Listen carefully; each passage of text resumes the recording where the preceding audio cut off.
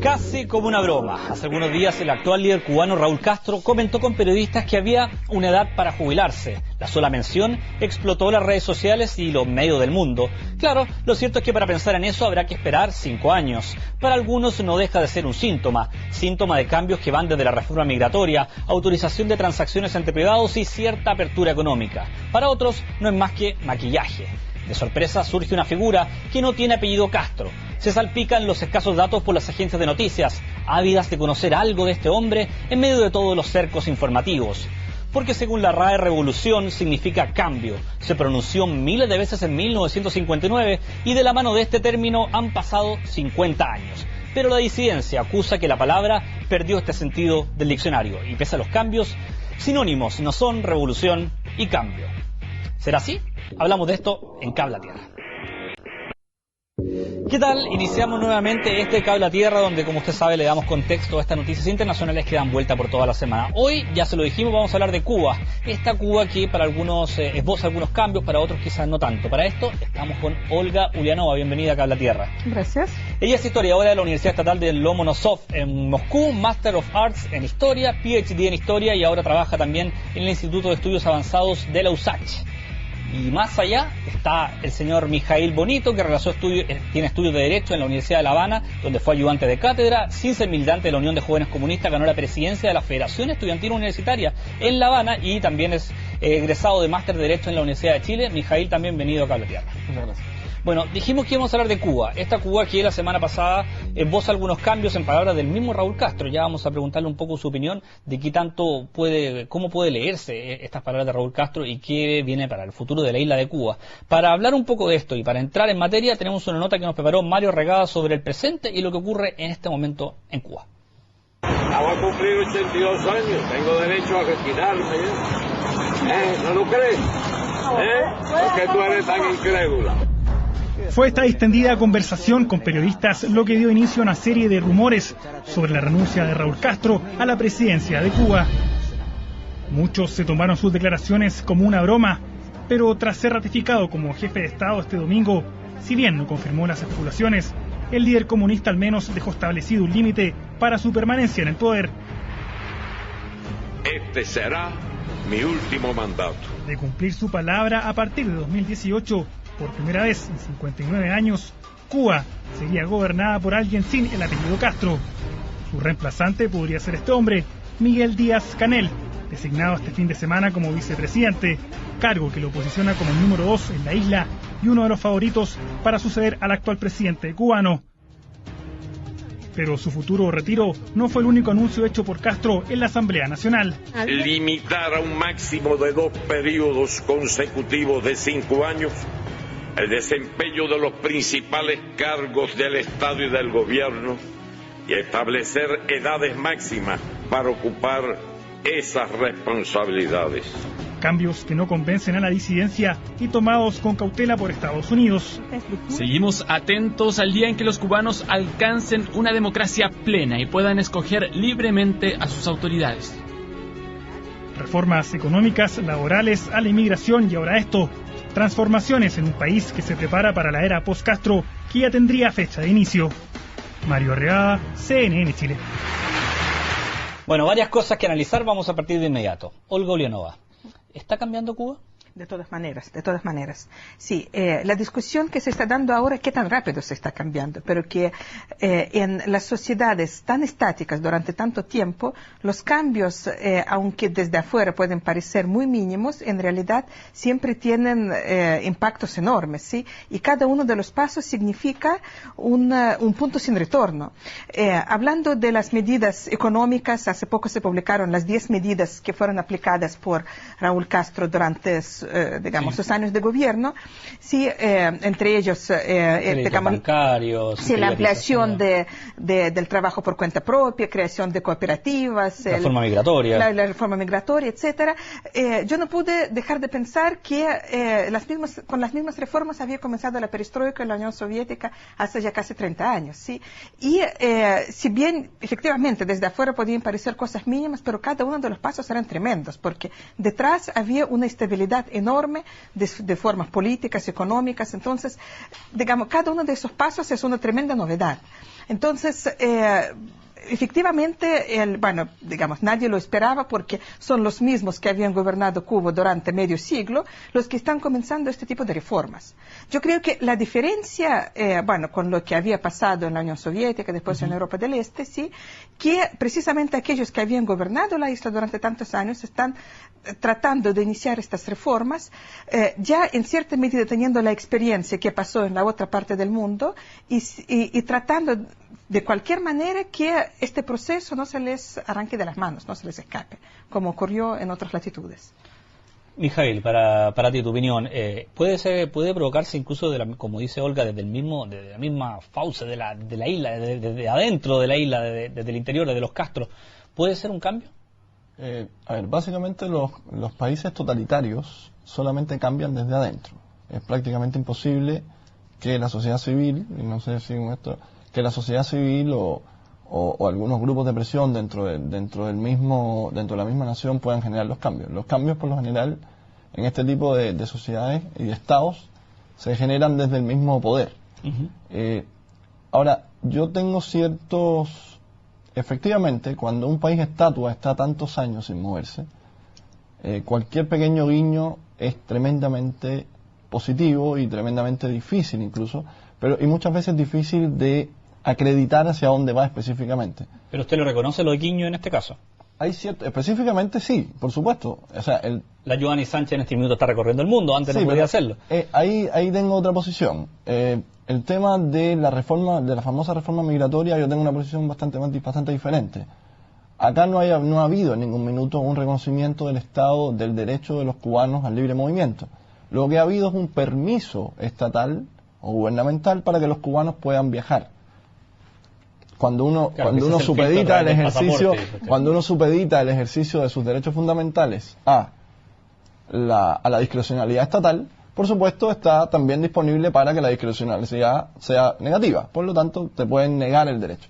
Pero sobre este tema en particular, efectivamente, lo que acaba de decir Raúl Castro, de que va a haber el último mandato y que va a establecer una edad máxima, para ejercer altos cargos públicos, ya lo había dicho antes, no es una noticia nueva. Lo había dicho antes, ahora lo está haciendo. Además, también habló de una reforma constitucional que debería llevar un referéndum por el tipo de cambio que va a generar. En Cuba han hecho muchos cambios desde el año 92. La reelección indefinida, dice usted, ¿cierto? En Cuba, desde el año 92 a la fecha, se han hecho muchos cambios constitucionales que deberían haber llevado a referéndum y no se han hecho. Por lo tanto, muchas de las reformas son inconstitucionales hoy. Eso es algo muy técnico, que a lo mejor no podemos discutirlo acá, pero así está pasando. Ahora, el tema de la irreversibilidad de los cambios, yo sí creo que ellos están buscando algo. No me queda claro si es generar un traspaso de poder, legitimar a la segunda generación, que además está diezmada por ellos mismos anteriormente, o generar apertura de forma tal que le entren algunos créditos internacionales y plata para poder dinamizar un poco la economía y sobrevivir los pocos años que le quedan de vida a ellos. Los quiero poner en un escenario. Si fuera verdad que esta Cuba cambia, efectivamente inicia una transición hacia un régimen más abierto o distinto, por decirlo de alguna forma. Autoritario. Digámoslo, que iniciar una transmisión a un régimen distinto al que está, distinto al escenario. No le pongamos apellido porque podemos ir a discrepar incluso del nombre. ¿Cuál sería ese camino? ¿Un camino como el que hizo usted, el de los países de Europa del Este, como fue la misma Unión Soviética, o un camino quizás como el de China, que tiene una apertura económica sumamente importante, pero que en lo político mantiene un fuerte, férreo control de parte del Partido Comunista y sigue bajo el régimen de partido único? Bueno, la intención de Raúl Castro y de la dirigencia cubana es claramente seguir el camino chino, es decir, no soltar el poder, no permitir que el proceso se les arranque de las manos. ¿Sí? El camino chino, el camino vietnamita, eso es lo que ellos quisieran que ocurriera. Ahora, en el momento cuando se abren las compuertas, cuando la gente comienza a viajar, cuando el Estado ya cada vez más no es el único empleador, se crean otros espacios. Esta sociedad civil, que en este tipo de sociedades no ha existido, comienza a formarse. Entonces, en algún momento, es decir, Claramente ellos persiguen el objetivo del camino chino, pero digamos que lo que va a resultar de eso todavía no está dicho. ¿Y qué tan difícil es lograrlo? Porque, por ejemplo, en China, usted sabe la cantidad de chinos que son adentro, está en el continente, tiene un limitado acceso a Internet, pero está, y han podido mantener el poder. Se hace que en Cuba incluso sería más fácil por el hecho de estar en una isla, por ser menos cubanos Sí, pero hay una diferencia muy grande. Cuba, de todas maneras, es una sociedad occidental y podríamos hablar de estas sociedades de la periferia ilustrada. Es decir, Cuba, Estados Unidos también. No tanto de Estados Unidos, sino que culturalmente, es decir, la sociedad cubana conoció las ideas de la Ilustración. Los hombres nacen libres e iguales, sí. En China, de matriz cultural confuciano, esto no está, no está en su ADN, exactamente. Entonces, y las sociedades de la periferia ilustrada, combinan estas formas políticas tradicionalmente autoritarias, sí, de su evolución política, pero por otro lado el ideario ilustrado, está arraigado en amplios sectores de la sociedad. Y por eso es más difícil en este tipo de las sociedades ir por el camino chino y vietnamita. Usted sabe que hay un nuevo líder, un nuevo vicepresidente que podría llegar a ser líder. ¿Qué tan posible es este señor Miguel Díaz-Canel que pueda asomarse una vez que Raúl Castro, sería histórico, primera vez que un no Castro estaría en el poder?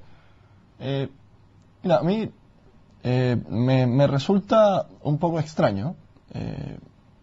Todos sabíamos que Miguel Díaz-Canel ya estaba perfilándose porque lo mostraron un tiempo antes. En la CELAC. Lo fueron mostrando de a poco. Él es un tecnócrata. Lo que se sabe es que es una persona muy inteligente, pero es un tecnócrata del Partido Comunista. Los tecnócratas del Partido Comunista en Cuba han tenido una precaria vida, o una vida, incluso yo tenía una vida exigua, han tenido muy poco tiempo, cada uno ha sobrevivido, los de la segunda generación. Acá ellos están tratando de legitimar el traspaso del poder de la generación del 59, que era legitimada por sí misma y la que tenía la autoridad para ejercer el poder legitimado per se, que hizo el traspaso de Fidel a Raúl Castro, y ahora Raúl Castro debe hacer el traspaso hacia una nueva generación. Ahora, a mí no me queda... en este caso no puede ser un Castro.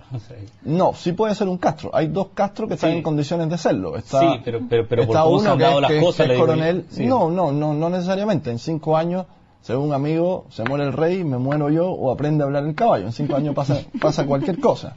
Entonces, yo no esperaría, si bien es cierto que estamos haciendo un poco de ciencia ficción política... Sí, claro. Yo esperaría un poco antes de dar una opinión sobre quién efectivamente va a tomar el poder de aquí a 5 años. Efectivamente no va a ser Raúl Castro. Raúl Castro va a quedar casi como un decano del poder. Pero bueno, tampoco es una actitud altruista la que está teniendo. Raúl Castro está dejando el poder a los 88 años de edad. A esa edad probablemente no esté en condiciones de ejercer el poder. Ese es el primer punto. Y sobre el tema que hablábamos hace un ratito, de lo irreversible de los cambios, en Cuba, en la época de la perestroika, cuando empezó la perestroika en Rusia, en la Unión Soviética en esa época, la glasnost, la perestroika que ya se veía venir, los cuales nos enteramos años después. Y en esa época Cuba empezó... Se vino una crisis económica tal y como está ahora, no es muy diferente tampoco. Y se tomaron más o menos las mismas medidas. Se abrieron más cooperativas, se abrió los mercados libres campesinos, se permitieron ciertos movimientos de cuentapropismo, y todo eso, cuando llegó Venezuela, que aportó capital nuevamente al Estado cubano, se fue dejando de lado y se fue apretando en base a impuestos, etcétera, y fueron ahogándolo a los nuevos empresarios, por decirlo de algún modo. Entonces ahí hay que esperar. Yo siempre con esto soy bastante cauto. Habíamos estado hablando de Miguel Díaz-Canel, uno de los líderes que postulan a suceder a Raúl Castro, y ha preparado una ficha donde podemos ver un poco quién es este personaje y qué es lo que se busca con su llegada. Ahí tenemos Miguel Díaz-Canel, 52 años, ingeniero en electrónica, militante del Partido Comunista, claro, el único partido en Cuba en este minuto. Fue ministro de Educación entre 2009 y 2012, ex militar y profesor universitario. Mucho de él no se sabe por este mismo cerco informativo que existe en la isla. Lo comentábamos en la introducción también. Las agencias informativas intentan saber más datos de cómo es este personaje, y todo se escucha de oídas porque es muy difícil entrar a su vida privada, más aún en un país como Cuba. ¿Usted cree que esta persona puede reflejar algún cambio o va a ser distinto? O más aún, ¿puede él ser un líder? Es muy difícil saberlo. Es política ficción, sin duda. Claro, es política ficción, y una cosa también, digamos, muy importante en los sistemas de partido único es siempre los procesos de sucesión son muy difíciles, porque es muy difícil que crezcan realmente líderes al lado de líderes reconocidos. De hecho, la misma generación, bueno, un poquito mayores que él, fueron defenestrados. Él es un sobreviviente de esa generación. Es un sobreviviente, de hecho sus mismos jefes fueron cayendo a medida que él avanzaba. Pero él no tenía el peso que tenía Robaile, que tenía el Ángel, digamos, él era desconocido. Ahora, hay ciertas cosas que, digamos, que son importantes. Es tecnócrata, sí, es ingeniero electrónico, sí, sí, es ex militar, entonces ahí, digamos, el vínculo con Raúl Castro, con la jerarquía militar, digamos, es importante, sí. Bueno, y el salto generacional es enorme. Ahora, hay otro punto que a mí me llama la atención entre todas las declaraciones de Raúl Castro, y que, no se sabe, digamos, cómo va a funcionar, si se va a cumplir, qué consecuencias puede tener.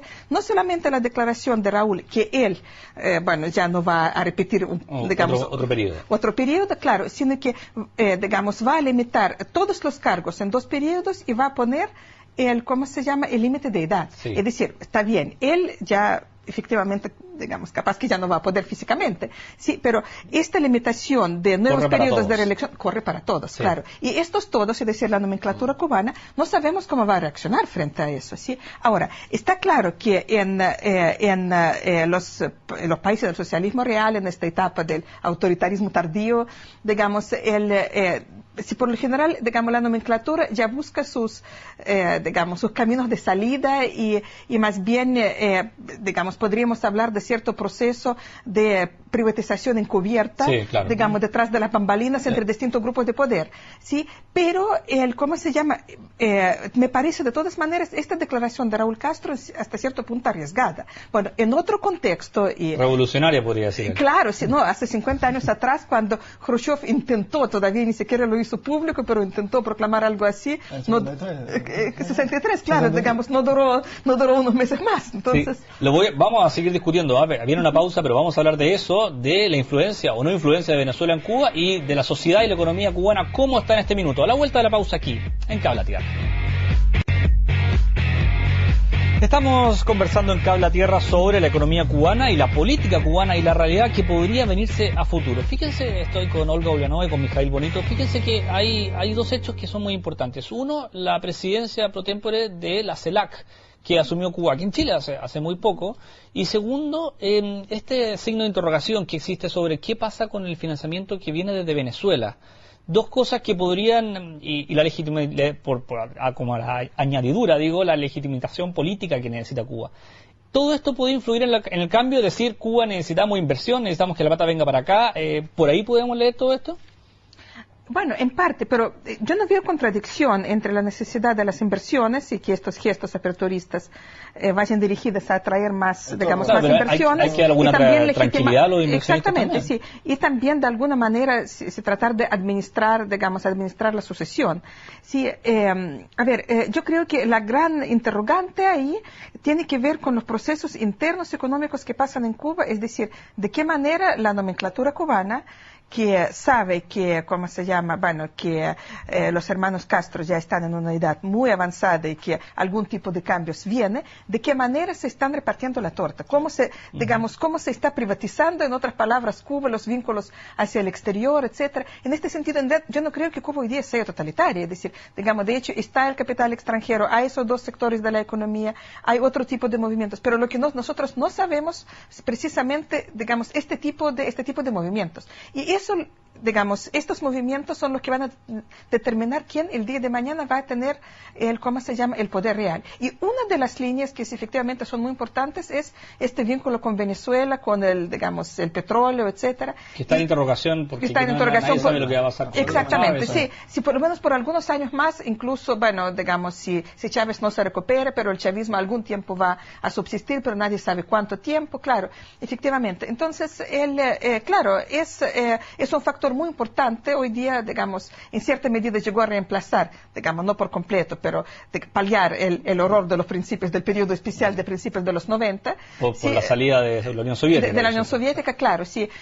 Claro, pero digamos, es algo frágil, es algo que puede cambiar, sí, y también la apertura también es importante, digamos, en este sentido, para mediano plazo poder tener algún tipo de, digamos, de reemplazo. Pero me parece que desde el punto de vista de la evolución económica de Cuba, lo más importante, lo que no se sabe es, bueno, qué es lo que está pasando debajo de las aguas, cómo se está realizando estos procesos de privatización. Hay lucha entre distintos grupos de poder, ¿cómo se llama? Que se están acusando unos a otros de corrupción, pero en definitiva estos procesos se están dando. Fíjese que tenemos una gráfica, ya le voy a preguntar a Mijail, y sobre eso mismo, y sobre la gráfica que vamos a ver a continuación, sobre los datos de Cuba. Fíjense que Cuba, por ejemplo, según la UNICEF, es uno de los países con menos pobreza. Ahí tiene un 11 millones de población, un desempleo del 3,6%, una alfabetización cercana al 100%, una población urbana del 75%, PIB per cápita 9.800 dólares anuales. Es el segundo país del mundo que más gasta en educación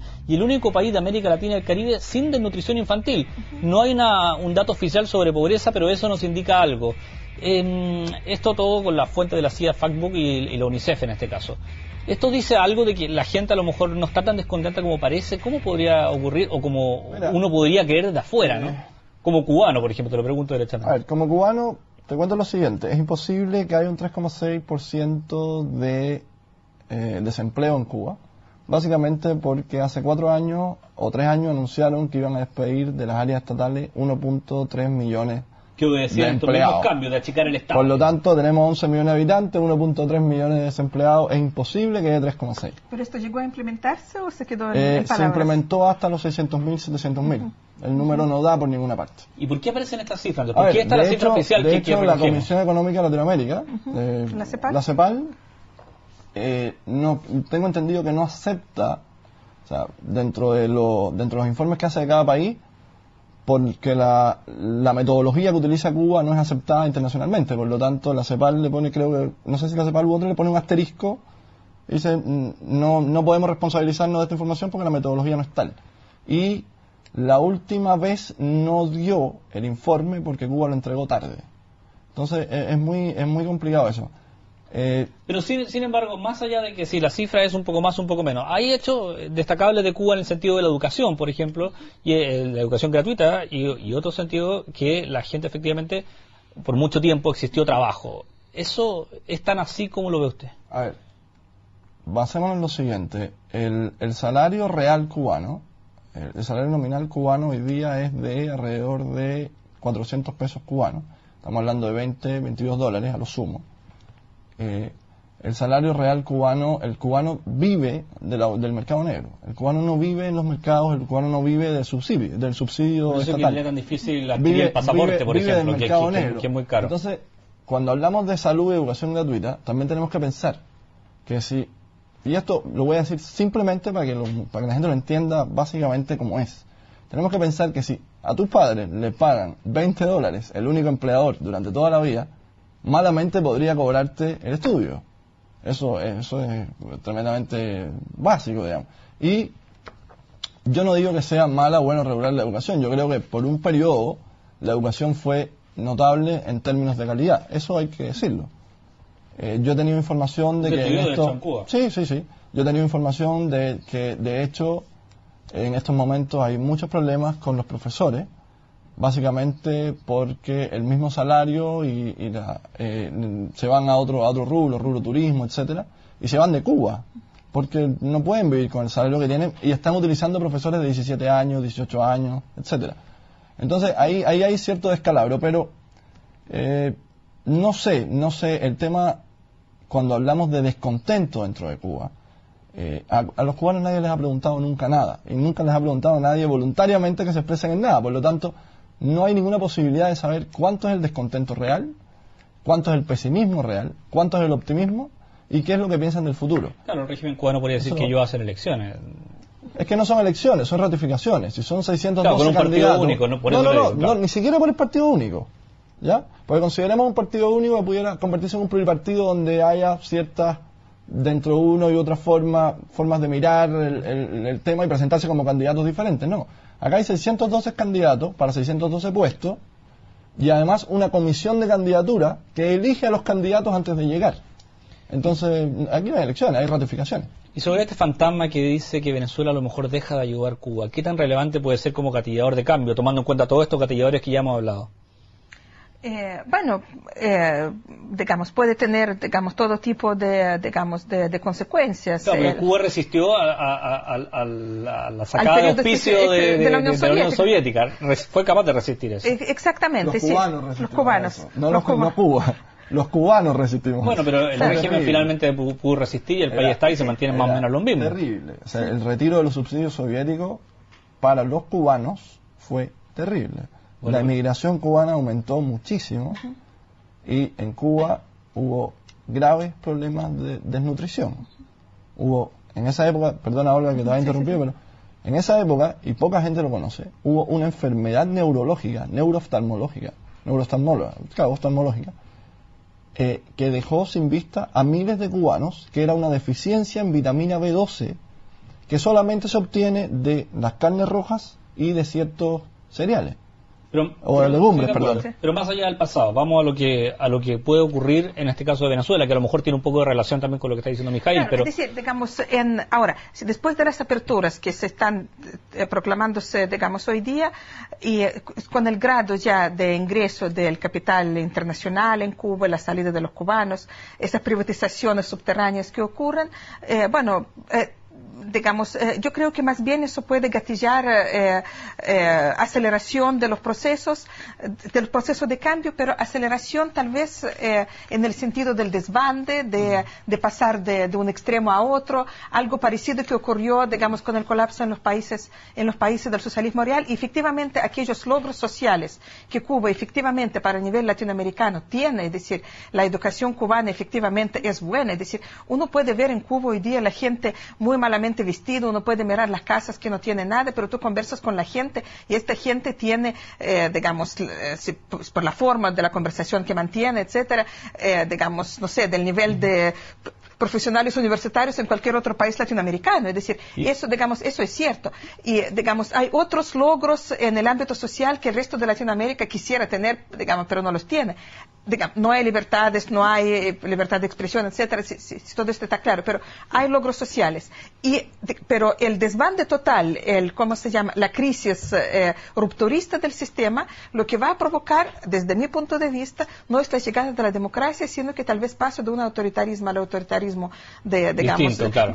Distinto, de otro color, de los nuevos ricos, de aquellos que van a intentar, bueno, digamos... Una pequeña burguesía. Eso sería gravísimo. ¿Sí? Y yo creo que si la oposición en algún momento quiere aportar algo a estos cambios, porque hasta ahora no se ha hablado de la oposición debería conformar un programa que tenga algún tipo de solución en el mantenimiento de efectivamente ciertos beneficios sociales que en Cuba están y han estado siempre, pero que hay que buscar la forma de mantenerlos de una u otra manera, porque no todo es malo, y en 54 años es imposible que todo sea malo o todo sea bueno. De acuerdo. Habrá que ver también qué pasa con el embargo de Estados Unidos, que también es otro tema. Mijail y Olga, muchas gracias por estar junto acá a la Tierra. Y a ustedes también muchas gracias por acompañarnos. Lo invitamos a seguir en sintonía de CNN Chile. Y como siempre, sabe que aquí le damos contexto a las noticias internacionales y puede discutir durante toda la semana. Hasta luego.